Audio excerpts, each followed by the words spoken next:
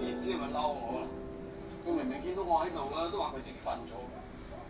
咁心心話佢聽日會見我哋啊嘛。佢話見你啫嘛，都唔係見我。唉，女仔嘅心態你唔明㗎啦。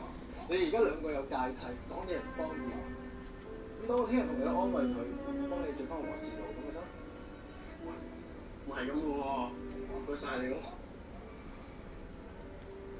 曾經看過一幅漫畫，公主要吻青蛙，青蛙央求說：請不要吻我，我是真青蛙，我家裏有妻子，有兒女，很幽默抵死，怕被錯愛，怕消受不起。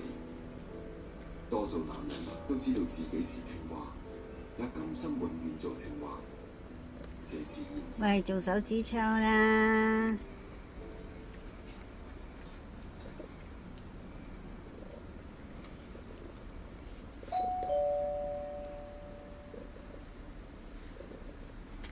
喂！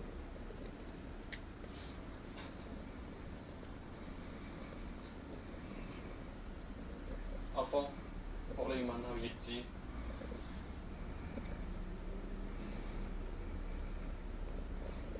胡子其實好中意你，你應該知。我同佢嘅生活方式唔同，個性唔同，做完啦？咁樣係冇可能喺埋一齊。未做完嘅喎，傻豬。搞到我諗佢可以做到你嘅要求。